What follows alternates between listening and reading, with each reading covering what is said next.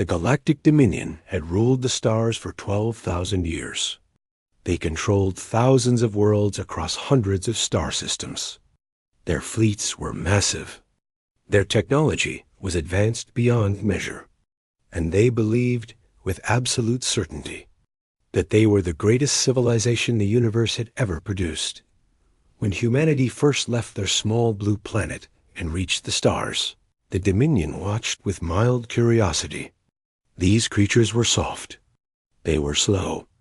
They came from a brutal world of earthquakes, storms, and predators. Yet somehow they had survived long enough to build primitive ships that crawled between stars at speeds the Dominion considered laughable dot-high arbiter velos. The ancient leader of the Galactic Council made the decision himself. Humanity would be granted observer status. This meant they could attend council meetings, but could not speak. They could trade, but only at rates set by others. They could exist, but only in the margins of galactic society. Let them watch and learn, Velos had said, his many eyes blinking slowly. Perhaps in 1,000 years, they will be ready for something more. Ambassador Kang Jinwoo was the first human to stand in the great chamber of the Galactic Council. He was a tall man with gray hair and calm eyes. He had spent his entire life preparing for this moment. He believed that patience and diplomacy would earn humanity a place among the stars. For 50 years, he was wrong. The first insult came when human colony ships tried to settle on empty worlds in the outer systems. The Council declared those worlds reserved for future development and forced the ships to turn back. Thousands of families who had traveled for years in cold sleep woke up to find they had nowhere to go. The second insult came when human merchants tried to trade in galactic markets. They were charged fees that were 10 times higher than any other species. When they complained, the Council said it was necessary to protect the galactic economy from primitive goods. The third insult came when Dominion soldiers attacked a human mining operation on a small asteroid. They claimed the humans were stealing resources that belonged to the Council. 47 miners died. The Council investigated for 3 days and then announced that no crime had been committed. Jinwoo protested. He filed complaints. He requested meetings with every council member who would see him. Most refused. Those who agreed simply smiled and told him to be patient. "Your species is young," Senator Mira of the Keth Republic told him once. She was one of the few aliens who seemed to feel sympathy for humanity. The Council does not change quickly. Give it time. How much time? Jinwoo asked. How many of my people must die while we wait? Mira had no answer. Back on Earth, the people watched and waited. They saw their ambassador humiliated again and again. They saw their ships turned away, their merchants cheated, their workers killed. And slowly, quietly, anger began to build. Admiral Park Tae-yun was a young officer when the mining massacre happened. He watched the news feeds with cold fury. He saw the faces of the dead.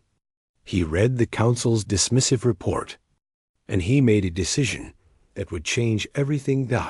He went to the United Earth government with a proposal. Humanity would continue to play the role of the quiet observer. They would smile and bow and accept every insult. But in secret, they would prepare. They would build weapons the galaxy had never seen. They would train soldiers who could fight in any environment. They would turn their primitive status into a mask that hid their true strength. They think we are weak, Tae-yun told the assembly. Let them keep thinking that. When the time comes, they will learn the truth. The government agreed. Project Silent Thunder was born. For the next 50 years, humanity worked in shadows. Dr. Lee Sun-ho, a brilliant scientist, led teams that developed new weapons in hidden bases on distant moons. General Choi Min-ji trained elite soldiers in conditions that would kill most alien species.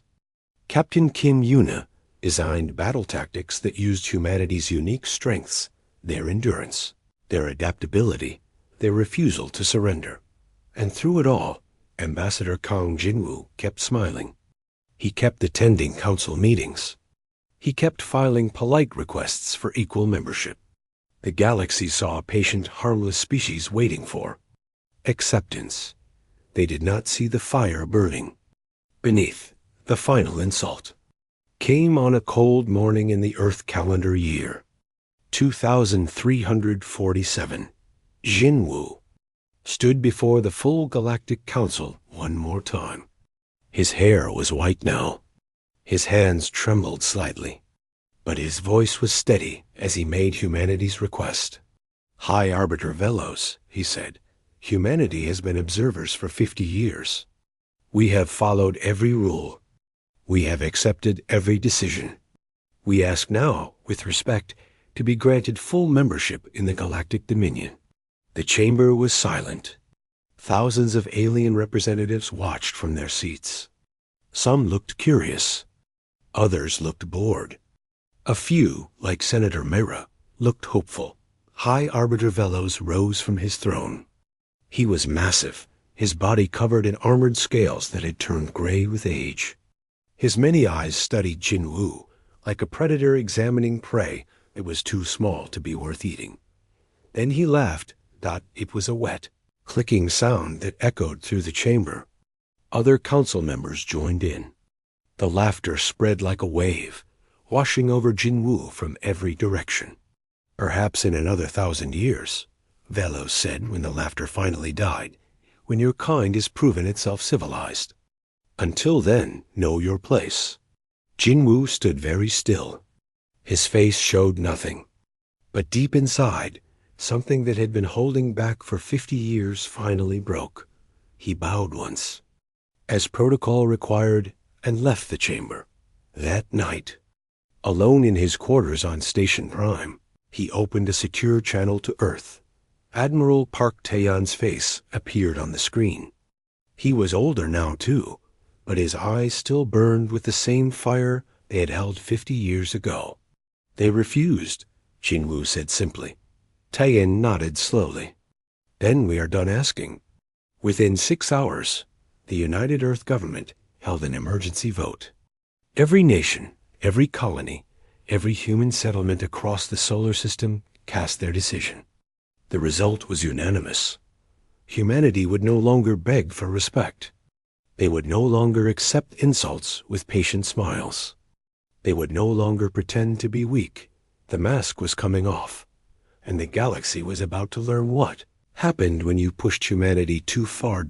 In his office on Earth, Admiral Taeyeon looked out at the night sky. Somewhere out there, High Arbiter Velos was probably celebrating his clever dismissal of the human ambassador.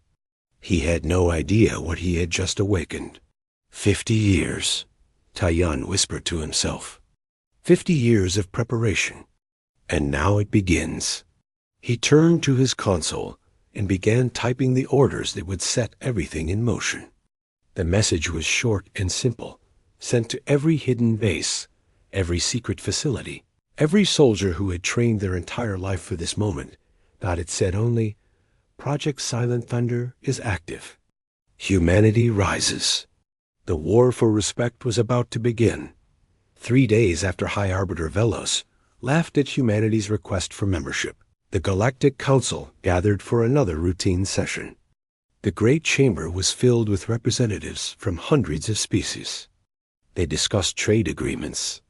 They argued about mining rights. They debated the proper way to handle a border dispute between two minor systems. It was boring. It was ordinary. It was exactly like every other council session for the past 1,000 years. Then every screen in the chamber went dark. The lights flickered. The translation systems crackled with static. Representatives looked around in confusion. Some called for guards. Others tried to access their personal communicators. Nothing worked. A single image appeared on every screen in the chamber. It was the face of a human male. He wore a simple gray uniform with no decoration, except for a small symbol over his heart, a blue circle with a single white star. His face was calm. His eyes were steady. He looked directly into the camera as if he could see every single being watching him. "I am Admiral Park Taean," he said, Supreme Commander of the United Earth Fleet. The chamber erupted in noise. High Arbiter Velos slammed his massive fist against his throne, demanding silence.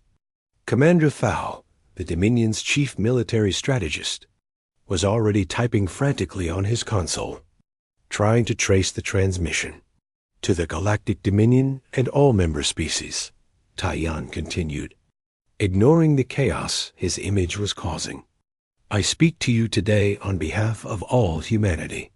What I am about to say has been approved by every human government, every colony, and every citizen old enough to understand its meaning." He paused. The chamber grew quiet despite itself. Even Velos stopped shouting. "For 50 years, humanity has lived under your rules. We accepted insults. We buried our dead in silence. We watched our ships turned away and our people treated as lesser beings. We did this because we believed that patience would earn us a place among you." Taean's expression hardened. "We were wrong. You do not respect patience.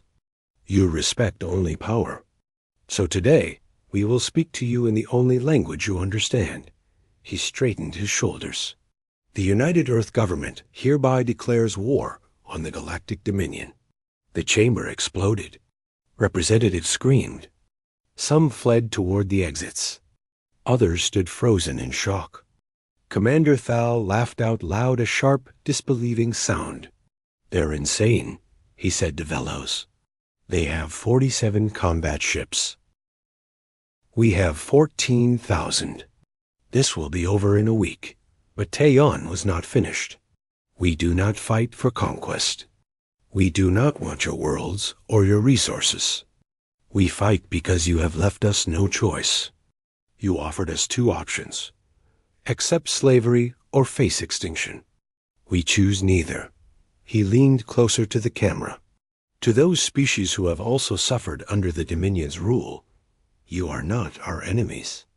We fight only those who stand in our way." And to High Arbiter Velos specifically, Taean smiled. It was not a friendly smile. "You laughed at us. You told us to know our place. Now we will show you exactly what our place is." The transmission ended. The screens returned to normal. The lights stabilized. But the chamber remained in chaos. Velos rose to his full height, his scales flushing dark with anger. "Find those ships," he roared at Commander Thal. "Destroy them before this foolishness spreads."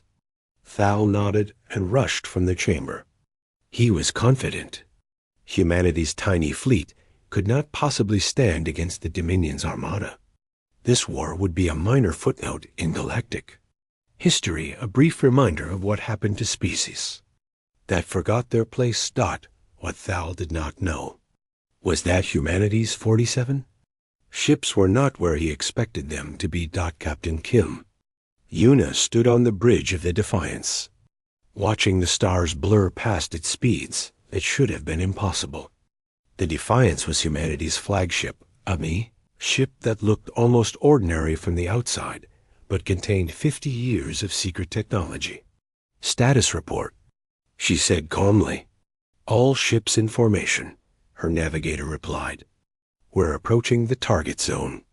No Dominion contacts detected." Yuna nodded. She was young for a captain, barely 40 years old. But she had trained for this mission since she was a child. Her father had been one of the miners killed in the asteroid massacre. She had grown up knowing that one day she would have a chance to answer that crime. Today was that day. "The Dominion will expect us to defend Earth," she said to her bridge crew. "They'll send their fleet to our solar system, expecting to find us cowering behind our moon. But we won't be there." She pulled up a holographic map showing their destination, a cluster of massive space stations deep in Dominion territory. "These are the Forge worlds. This is where the Dominion builds its warships. Without these stations, they cannot replace their losses. Without replacements, their fleet becomes finite. And a finite enemy can be defeated, her weapons officer finished. Exactly. Back on Earth, Dr. Lee Sono watched the fleet's progress from his command center. He was an old man now, his hair white and his hands covered with the scars of decades spent working in secret labs. Every weapon on those ships was his creation. Every piece of technology that made this impossible attack possible had come from his mind. They're past the first checkpoint, his assistant reported. Still no detection. Sunho allowed himself a small smile. The Dominion sensors were designed to detect Dominion technology. They had never imagined that another species could develop something completely different, something their systems couldn't even recognize. Humanity spent 50 years in the shadows, he murmured. They thought we were primitive. They never considered that primitive might mean unpredictable. On Station Prime, Senator Myra watched the chaos with growing unease. She had tried to help the humans. She had spoken for them in council meetings. She had believed that eventually the Dominion would accept them. Now she wondered if she had been naive. She found Ambassador Kang Jinwoo in his quarters, packing his belongings. His face was calm, almost peaceful. He looked younger than he had in years. "You knew," she said. "You knew this was coming." Jinwoo looked up at her. "I hoped it wouldn't. I spent 50 years hoping that words would be enough. But some lessons can only be taught through action.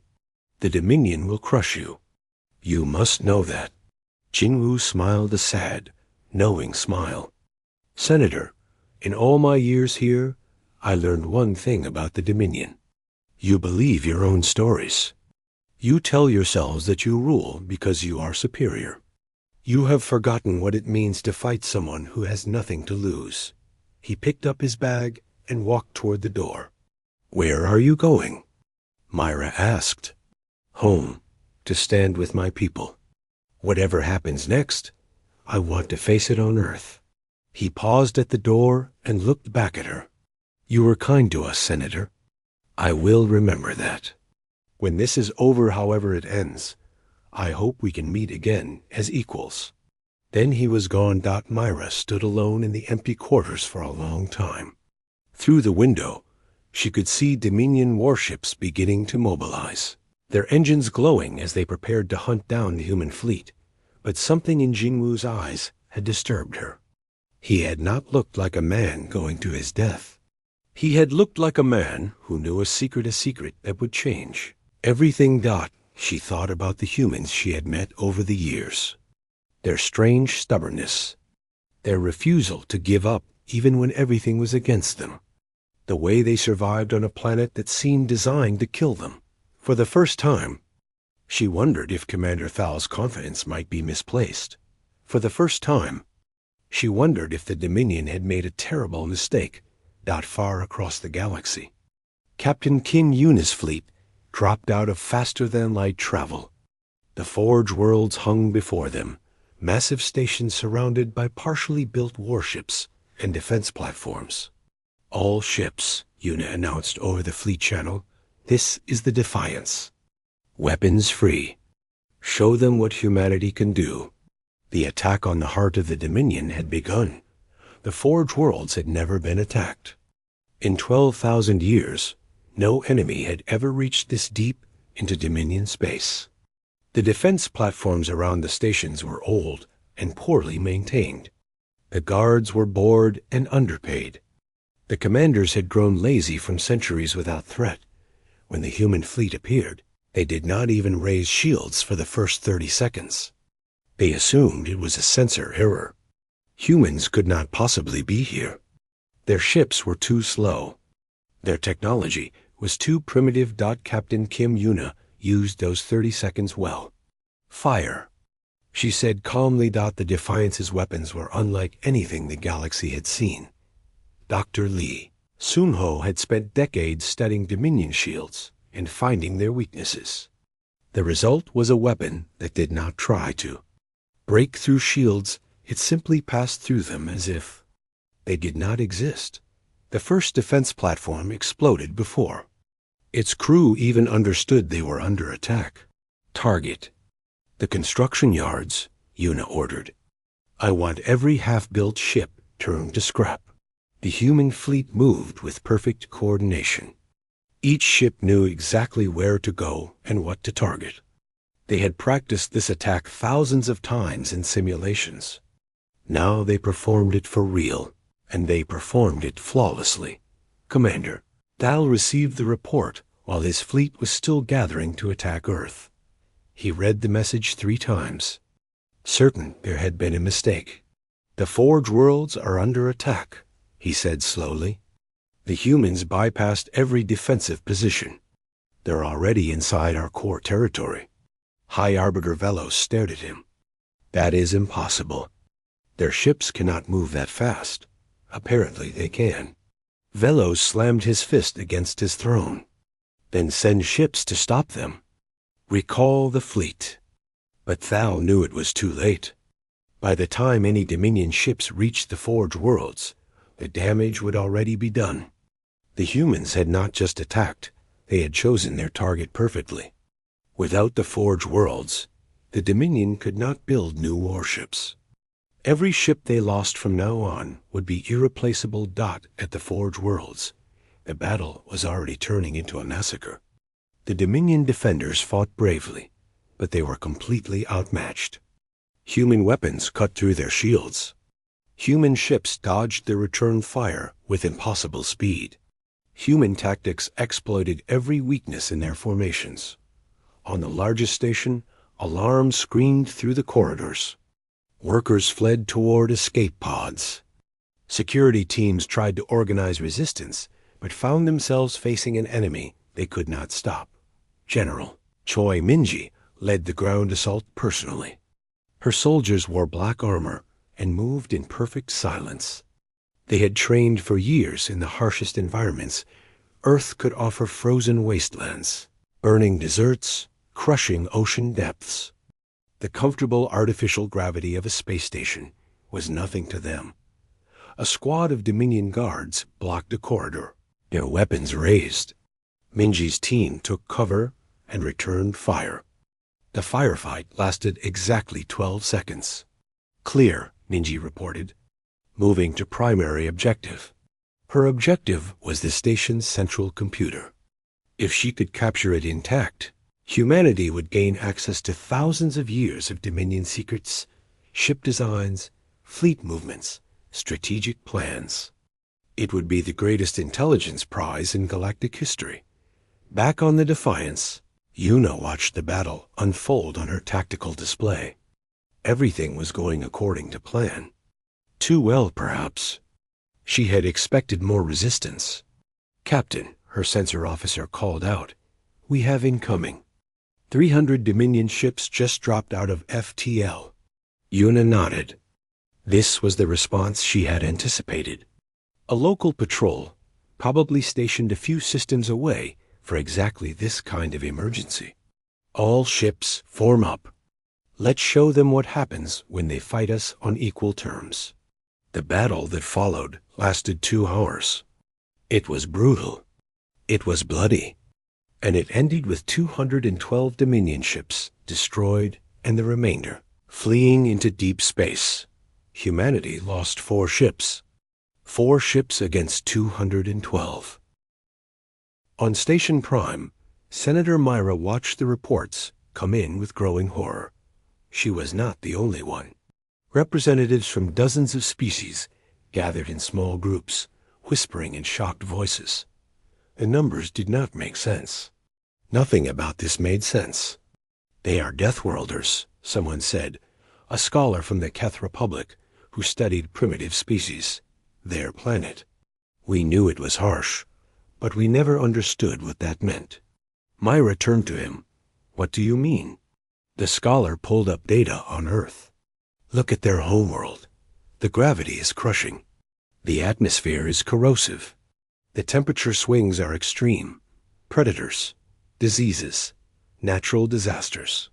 By any reasonable standard, intelligent life should never have evolved there." He shook his head slowly. We thought they were weak because they came from such a terrible place. We had it backwards. They are strong because they survived it. Every human alive is descended from countless generations who refuse to die. That stubbornness, that endurance, it is built into their very nature. Myra thought about Ambassador Jinwoo and his 50 years of patient waiting. She thought about the miners who had died on that asteroid and the families who had been turned away from colony worlds. She thought about all the insults humanity had swallowed with quiet dignity. We created them, she whispered, our cruelty, our dismissal. We took a species forged by a death world and taught them that the galaxy was just another enemy to survive. At the Forge Worlds, General Minji had reached the central computer. Her team secured the room while technicians began downloading everything they could access. The data flowed in streams: military secrets, political files, records of every crime the Dominion had committed against weaker species. General, one of her soldiers reported, "We've found something. Prisoner records. The Dominion has been taking captives from dozens of species. Forced labor. Experiments. They're held in facilities across the sector." Minji's jaw tightened. "Mark the locations. We're going to free them." This had not been part of the original plan. The mission was to strike the Forge Worlds and withdraw before the Dominion could respond in force. But Minji thought about the miners who had died, about all the injustices humanity had suffered. She thought about what kind of species they wanted to be when this war was over. "Captain Yuna," she called over the comm, "I need additional ground forces. We have prisoners to rescue." On the bridge of the Defiance, Yuna hesitated. Every minute they stayed increased the danger. More Dominion ships would be coming. The smart move was to withdraw now, while they were ahead. But she thought about her father, killed on that asteroid with no one to help him. She thought about the kind of war she wanted to fight.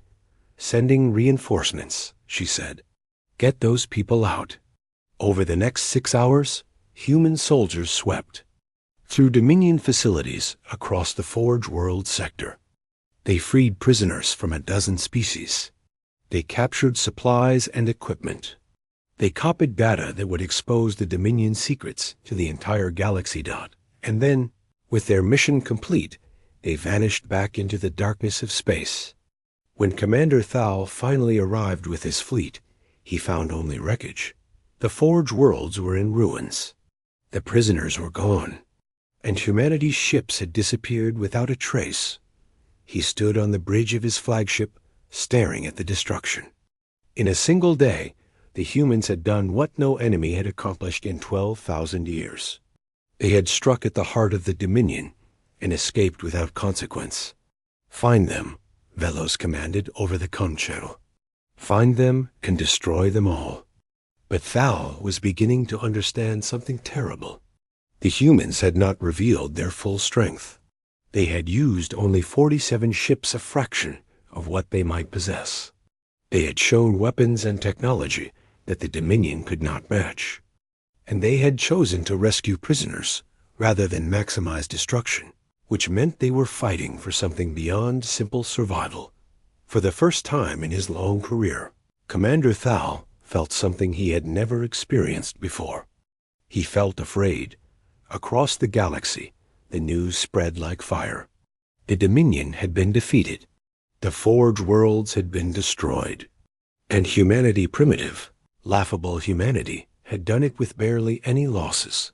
Species that had lived under Dominion rule for centuries began to whisper among themselves.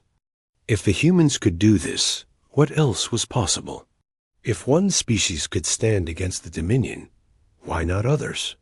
The foundation of 12,000 years of rule had cracked. And from that crack, something new was beginning to grow. Hope. The destruction of the Forge Worlds changed everything. Species that had feared the Dominion for thousands of years suddenly found their courage. The Keth Republic was first to act. Senator Myra stood before her government and argued for 3 hours straight. When she finished, The vote was unanimous. The Keth withdrew from the Galactic Council and declared themselves neutral in the war between humanity and the Dominion. Other species followed. The outer colonies stopped paying tribute. Trade ships refused to carry Dominion cargo. Military commanders found that their crews were no longer willing to die for a cause they did not believe in. Even the proud-born Imperium, which had been a rival to the Dominion for centuries, saw opportunity. Emperor Draven sent secret messages to Earth through back channels. He did not offer alliance. The Vorn were too proud for that. But he made clear that his fleets would not interfere with humanity's war. "We have no quarrel with your kind," his message read. "Our quarrel is with Velos. Do as you will. We will watch with interest." High Arbiter Velos grew desperate. His coalition was falling apart. His forge worlds were gone. His commanders reported that morale was collapsing across the fleet. He needed a victory, something dramatic, that would remind the galaxy why they should fear the Dominion. He decided to attack Earth itself. "If we destroy their homeworld," he told Commander Thal, "their will to fight will break. Without Earth, humanity is nothing." Thal was not so sure. The attack on the Forge worlds had shown him that humanity was far more dangerous than anyone had believed. But he had no choice. When the High Arbiter gave an order, it had to be obeyed. He gathered every ship he could find. 3,000 warships, the largest fleet ever assembled in Dominion history. It took weeks to organize. It took more weeks to travel to the Sol system. But finally, the Armada arrived at the edge of human space. Earth hung before them, small and blue and impossibly fragile. A single world against 3,000 warships. It seemed almost unfair. "Scan for human defenses," Thal ordered. The results came back quickly. 200 human ships were positioned between Earth and the Dominion fleet. They were arranged in a defensive formation, clearly preparing to protect their homeworld. 200 against 3,000, one of Thal's officers said. "Even with their new weapons, they cannot win this." Thal said nothing. Something felt wrong. The humans had shown incredible tactical skill at the Forge worlds. Why would they choose to fight a straight battle they could not possibly win? On the bridge of the Defiance, Admiral Park Tayan watched the Dominion fleet take position. He had been waiting for this moment for 50 years. Everything had led to this, the years of preparation, the secret weapons, the careful planning. Now it was time to see if it would be enough. Captain Kim Yuna stood beside him. "They've taken the bait," she said quietly. Tayan nodded. "They see 200 ships defending Earth. They think we're desperate. They think this is our last stand." "Isn't it?" Tayan smiled. "No, this is their last stand. They just don't know it yet." A communication request came through from the Dominion flagship. Tayan accepted it. High Arbiter Velos appeared on screen. His many eyes gleamed with triumph. "Admiral Tayan, you fought well at the Forge Worlds. I will give you that. But this ends now. Surrender, and I will allow your species to live as servants. Resist, and I will turn your planet to ash." Tayan studied the alien for a long moment. This creature had laughed at Ambassador Jin Wu. This creature had ordered the deaths of miners and colonists. This creature represented everything humanity had suffered for 50 years. "Arbiter," Tayan said calmly, "you came here expecting to find a desperate enemy. You gathered your entire fleet in one place because you believed we would be easy to crush. But you made a mistake." Velus's eyes narrowed. "What mistake?" "You assumed that what you see is all we have." Tayan turned to Dr. Lee Sunho, who stood at a console near the back of the bridge. The old scientist had insisted on being here for this moment. After 50 years of work, he deserved to see the result. "Doctor," Tayan said, "light them up." Sunho pressed a single button. Across the Sol system, hidden installations came alive.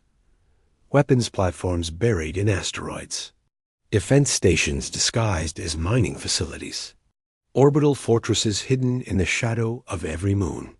For 50 years, humanity had been building a trap in their own solar system, a web of destruction designed for exactly this moment. The Dominion fleet suddenly found itself surrounded by thousands of weapons platforms. Energy beams lanced out from every direction. Missiles streaked through space in clouds, so thick they blocked out the stars. Ships that had felt safe in the middle of the formation discovered that there was no safe place. "Welcome to Sol," Taeon said to the frozen image of Velos on his screen. "You're not leaving." The Battle of Sol was chaos. Dominion ships tried to flee, but the human weapons platforms had been positioned to block every escape route. They tried to fight back, but their weapons could not target installations that were hidden inside asteroids and moons. They tried to coordinate, but the sheer volume of fire made communication impossible. Commander Thal fought as hard as he could. He rallied his ships. He organized counterattacks. He found weak points in the human defenses and exploited them. He was a brilliant commander, and he refused to give up even when the battle was clearly lost. But it was not enough. General Choi Minji led boarding parties onto Dominion ships that had been disabled but not destroyed. Her soldiers captured crew members who would later provide intelligence.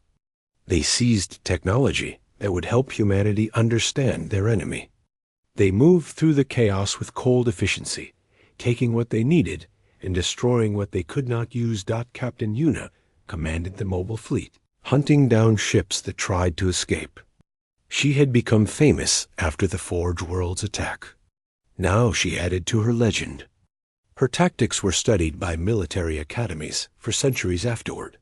She seemed to know what the enemy would do before they did it. The battle lasted 18 hours. When it finally ended, the Dominion had lost over 2,000 ships. Commander Thal was dead, his flagship destroyed in a final desperate charge against the Defiance. High Arbiter Velos had fled in an escape pod before his command ship was captured. Humanity had lost 23 ships. 23 ships against 2,000. On Earth, billions of people watched the battle through orbital cameras. They saw the enemy fleet shattered. They saw the weapons that had been hidden in their solar system for decades finally revealed. They understood, for the first time, the full scope of what Project Silent Thunder had built. They celebrated. They wept. They held each other and whispered prayers of thanks. Their planet was safe. Their species had survived. Ambassador Kang Jin-woo watched from Seoul, his hometown. He had come back to Earth to face whatever happened, expecting death. Instead, he had witnessed humanity's greatest victory. Beside him, his granddaughter asked, "Grandfather, does this mean we won?" Jin-woo thought about the question. The Dominion was crippled, but not destroyed. Velos had escaped. Millions of soldiers still served under the Council's banner. The war was not over, but something fundamental had changed. Humanity had proven itself. They had faced the greatest military power in the galaxy and won. From now on, no one would ever laugh at them again. "Not yet," he told his granddaughter. "But we will." In the ruins of the Dominion fleet, rescue ships searched for survivors. Thousands of Dominion soldiers floated in escape pods, waiting to be captured. They had come to destroy humanity. Now they were at humanity's mercy. Admiral Taeyon gave the order himself. Rescue all survivors. Treat them with respect. We are not conquerors. We are not monsters. We will win this war without becoming what we fight against. It was a decision that would define humanity's place in the galaxy. They had the power to slaughter their helpless enemies. Instead, they chose mercy. And across the watching galaxy, species that had feared humanity began to see them differently. The Dominion had ruled through fear. Humanity would lead through example. The Battle of Seoul was over. The war was not. But for the first time, humanity knew they would win, and the galaxy would never be the same. The months after the Battle of Sol were strange and uncertain. The Dominion still existed, but it was a shadow of its former self. High Arbiter Velos had fled to the far edges of known space, surrounded by what remained of his loyal followers. His broadcasts grew increasingly desperate, calling for all species to unite against the human threat. Few listened. Most were too busy celebrating their freedom. The Keth Republic formally allied with Earth. So did the outer colonies. Even species that had been enemies of humanity before the war now sent ambassadors with offers of friendship. They had seen what humans could do. They wanted to be on the winning side. Admiral Park Taeyan spent those months cleaning up the last pockets of Dominion resistance. It was slow work. The Dominion's territory had been vast, and many commanders refused to accept that the war was over. Some fought to the death. Others surrendered when they realized that human forces treated prisoners fairly. Captain Kim Yuna led many of those final campaigns. Her fleet had grown from the original 47 ships to over 500, as other species contributed vessels to the cause. She became a legend, the woman who had led the attack on the Forge Worlds, who had held the line at Sol, who seemed to win every battle she fought. But even legends grow tired. After one particularly difficult campaign, she sat alone in her quarters on the Defiance, staring at a photograph of her father. He had died on that asteroid 40 years ago. She had spent her entire life seeking justice for him. Now that justice had come, she was not sure what she felt. The door chimed. Admiral Taeyan entered without waiting for permission. They had known each other too long for such formalities. "It's over," he said simply. "Velos is dead." His followers turned on him when they realized no rescue was coming. The last Dominion loyalists surrendered an hour ago. Yuna nodded slowly. She should have felt triumph. Instead, she felt empty. "All those years," she said. "All those lives. Was it worth it?" Taeyan sat down beside her. "I've asked myself the same question 1,000 times. The answer is always the same. It had to be worth it. Because if it wasn't, then what were we fighting for?" He looked at the photograph of her father. "He would be proud of you." They all would. Everyone who died, everyone who sacrificed, they made this possible. We won. Humanity is free. Now we have to decide what to do with that freedom. On Station Prime, Ambassador Kang Jinwoo prepared for the moment he had imagined for 50 years. The Galactic Council had been dissolved. In its place, a new assembly was forming, one that would give equal voice to all species, regardless of their age or power. Humanity had been asked to help design it. Jinwoo was an old man now. His hair was white. His hands trembled when he wrote. But his mind was still sharp, and his voice was still strong. When he stood before the assembled representatives of 100 species, he spoke with the authority of someone who had earned the right to be heard. "We did not fight to rule you," he declared. "We fought to stand beside you." The Dominion believed that power came from domination. They were wrong. True power comes from cooperation, from respect, from the understanding that every voice matters. He looked around the chamber, meeting the eyes of beings he had once begged for recognition. The age of the Dominion is over. What comes next? We build together. No species will be denied a voice. No world will be forced into servitude. We will make mistakes. We will disagree. We will argue and debate and sometimes fail. But we will do it as equals. One by one, the gathered species rose. Senator Mira was first, her hands clasped together in the Kef sign of respect. Then the delegates from the outer colonies. Then the freed prisoners who had been rescued from Dominion labor camps. Even the representative of the Vorn Imperium Proud, Ancient enemies of the Dominion gave a slow nod of acknowledgment. Dr. Lee Sano watched from the gallery above. He was too old now to travel easily, but he had insisted on being present for this moment. His weapons had won the war. Now he wanted to see what humanity would build with the peace. Beside him, General Choi Minji stood in full dress uniform. Her soldiers had fought across 100 worlds. They had freed prisoners and protected civilians. They had shown the galaxy that humanity could be trusted with power.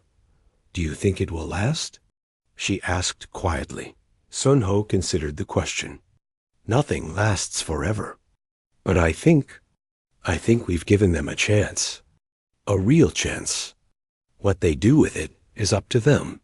Below, the assembly continued.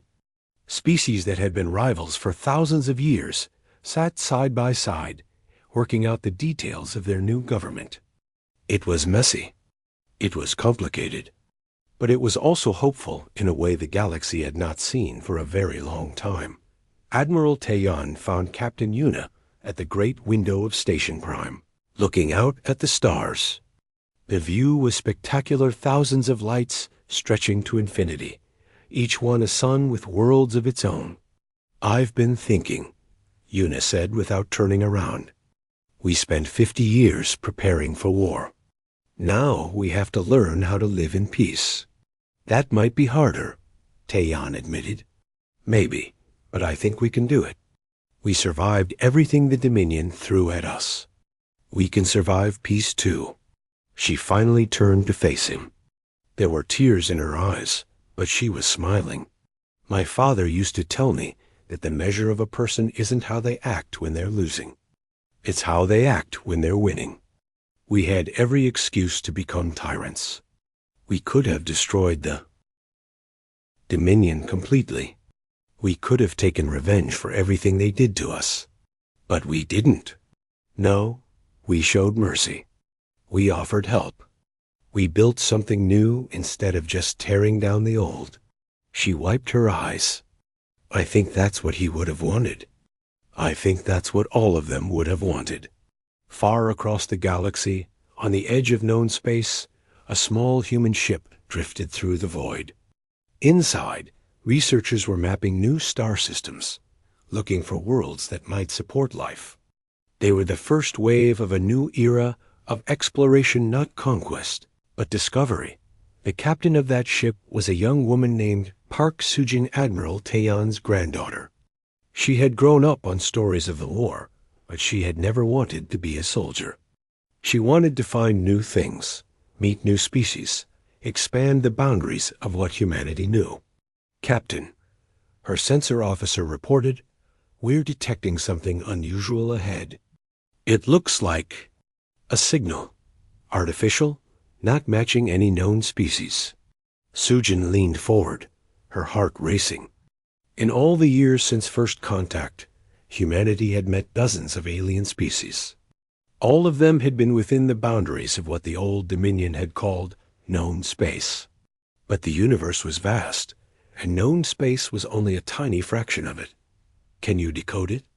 Working on it. It seems to be a greeting, a mathematical sequence designed to prove intelligent origin. Sujin smiled. Somewhere out there, another species was taking its first steps into the stars. Just like humanity had done so long ago. Just like countless others would do in the future. Send a response, she ordered. Let them know they're not alone. Back on Earth, a memorial had been built to honor those who had died in the war. It was a simple structure, a wall of names surrounding a single flame that never went out. Every human who had fallen was listed there, from the first miners killed on that asteroid to the last soldier who died in the final campaign. Admiral Taeyan visited it once a year. On the anniversary of the Battle of Seoul, he was an old man now, retired from service, his hair as white as snow. But he still stood straight, and his eyes still held the fire that had carried humanity through its darkest hours. Captain Yuna now, Admiral Yuna stood beside him. They had both grown old together, watching the galaxy transform around them. New alliances had formed. New technologies had emerged. New generations had been born who saw peace as normal instead of miraculous. Do you think they understand? Tayan asked, nodding toward a group of children playing nearby. What it cost? What we had to do? Probably not, Yuna admitted. But that's okay. That's what we fought for. So they could live in a galaxy where they don't have to understand. Where they can just be. She reached out and touched one of the names on the wall. Her father's name. After all these years, it still hurt. But it was a good hurt now. A proud hurt. They called us primitive, she said softly. They called us insignificant. They laughed at us and dismissed us and thought we would never be anything more than a footnote in their history. She stepped back. Standing tall, they were wrong. The flame flickered in the evening breeze, but did not go out. It would never go out. It would burn forever, a reminder of what humanity had sacrificed and what they had won. In the sky above, the first stars of evening were beginning to appear.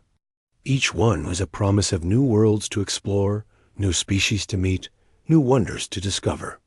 The galaxy stretched out before humanity, vast and mysterious and full of possibility.